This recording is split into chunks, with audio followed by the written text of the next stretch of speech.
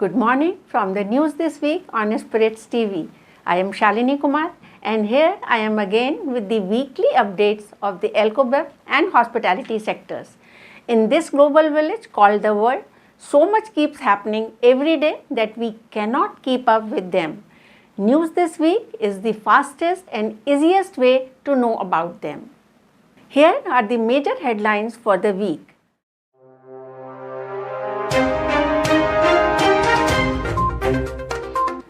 Delhi has extended the tenure of its excise for the second time. UP sets a level playing field on liquor prices with Delhi. The MP government is likely to bring down import duty on beer and wine.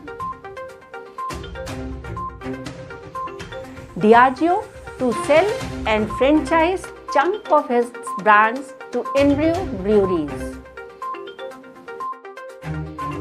Rajasthan grants industry status to the tourism and hospitality sector.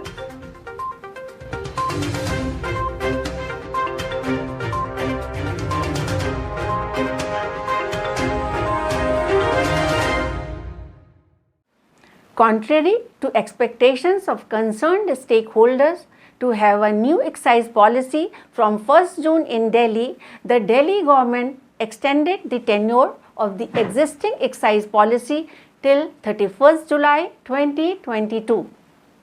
An official order has been issued by the Deputy Commissioner Excise for the extension of the policy. The order says that the extension is subject to payment of pro rata license fee for the extension period, including security deposit as per extent provisions wherever applicable.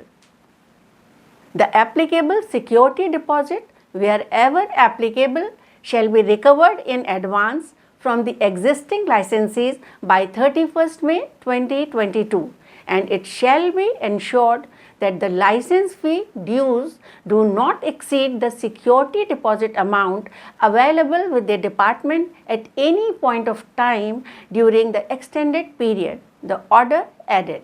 Also, people of Delhi will have to wait more for home delivery of liquor. It is because the excise policy of Delhi for 2022-23 fiscal will be needing approval by the newly appointed Lieutenant Governor of Delhi. A ministerial group of the Madhya Pradesh government headed by the Minister of Home Affairs of Madhya Pradesh, Narottam Mishra, has allowed for the reduction of import duty on beer and wine in Madhya Pradesh. The ministerial group has agreed on reducing the import duty on beer from 30 rupees to 20 rupees per bulk litre and from 10 rupees to 5 rupees per proof litre on wine. To bring parity in price points of imported liquor in UP and Delhi, the Excise Department of UP has reduced the maximum retail price of imported liquor brands in UP and brought them at par with those of Delhi. Despite the same level of ex-custom bond value and similar duty structure in UP and Delhi, consumers of imported liquor in UP were paying more as compared to consumers of imported liquor in Delhi. To address this issue, the Excise Department of UP decided to bring in price points of imported liquor in UP at par with those in Delhi. The Meghalaya government has decided to increase taxes on Indian-made foreign liquor in the range of 1 to 9% with the objective to garner healthy revenues for the state exchequer and also because of the change in IMFL rates in neighbouring states of Meghalaya. Kerala State Beverages Corporation has decided to convert all its outlets to premium ones. The existing corporation's outlets can go for an upgrade or move to a spacious commercial property. 1st August is the deadline to convert the current outlets to premium ones. As per the guidelines, the will be required to have a space of a minimum of 2000 square feet. Presently, 163 out of 261 outlets of the corporation don't have a walk-in facility. Corporation owned 68 outlets which were shut down earlier will also resume operations as premium outlets. According to the Commerce and Industry Minister Piyush Goyal, a free trade agreement between India and the UK could be ready by this Diwali without requiring an interim early harvest agreement. The fourth round of free trade negotiations between India and the UK is to begin on 13th June in the UK. Following British Prime Minister Boris Johnson's talks with India's Prime Minister Narendra Modi during the former's visit to India last month, Diwali in October of this year was set as a timeline for a draft free trade agreement. The Rajasthan government has accorded industry status to the tourism and hospitality sector in the state, and notification in this regard has been issued by the state. In the budget announcement in February, Chief Minister Ashok Gehlot had said the tourism and hospitality sector will be granted industry status. The grant of industry status means that electricity tariff and some other taxes levied on tourism and hospitality operators would be at par with other industries rather than at the much higher commercial rates. Gehlot had said during the budget announcement that these concessions will bring a financial burden of 700 crore rupees a year on the state exchequer. Let's have a look at some industry updates.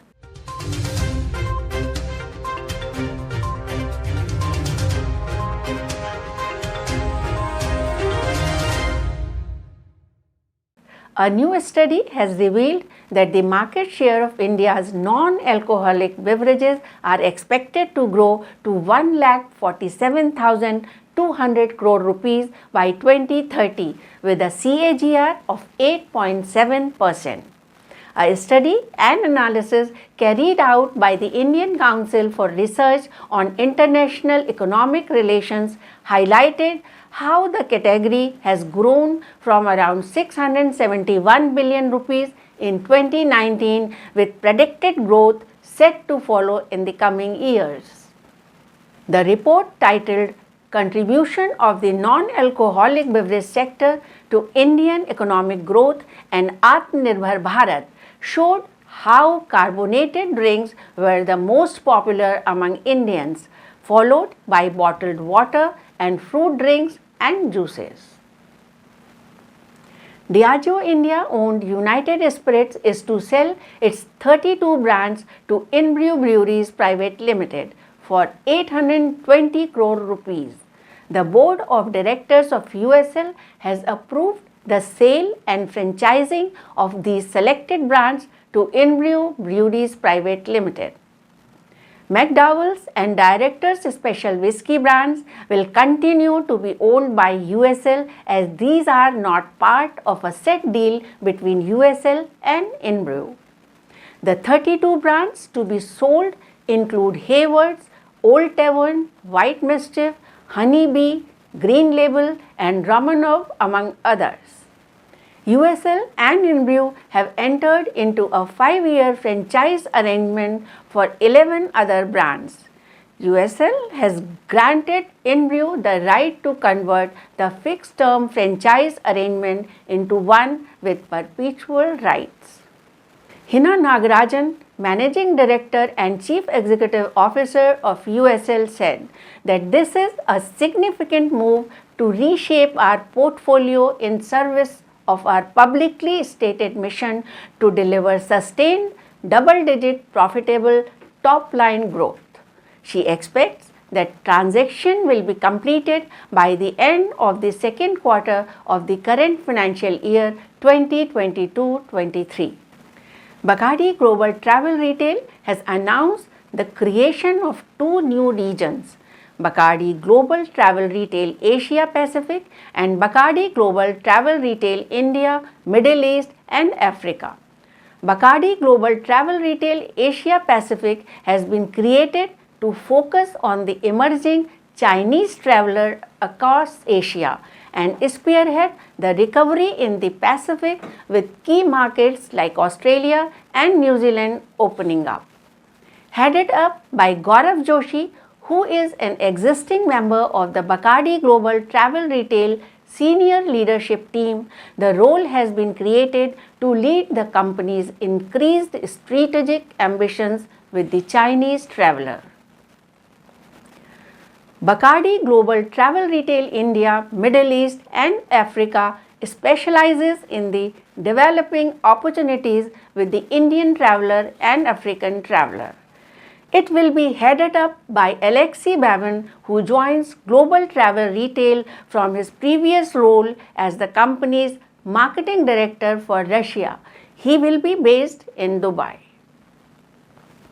Both Joshi and Babin report to Bacardi Global Travel Retail Managing Director Vinay Golikeri. Here are the updates on new launches.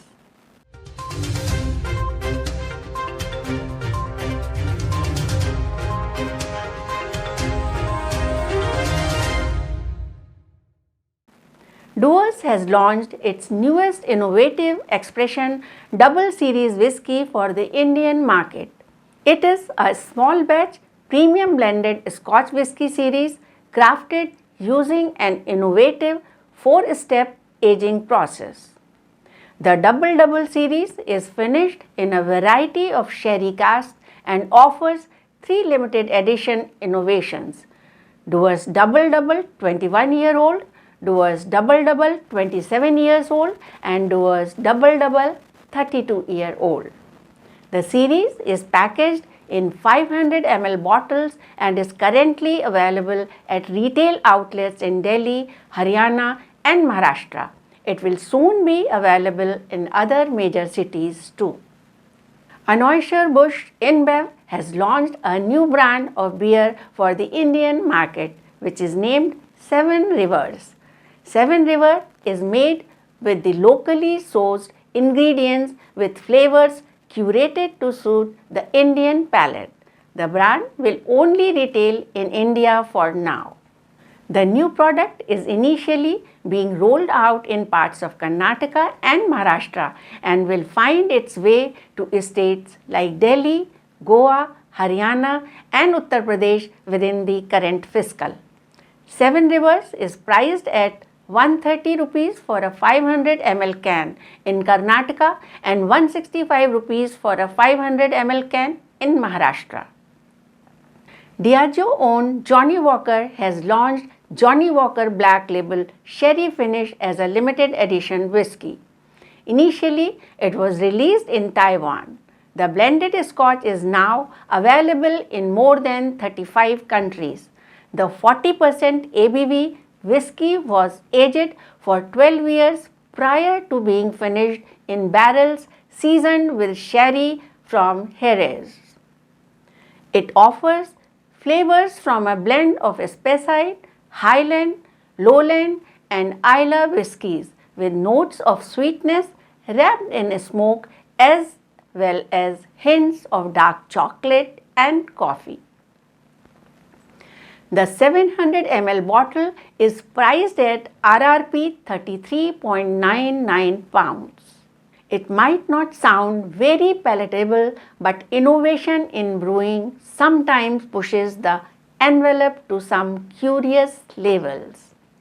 In an eco-friendly effort, a local craft brewery, Beverages in Singapore, uses urine and wastewater to make beer.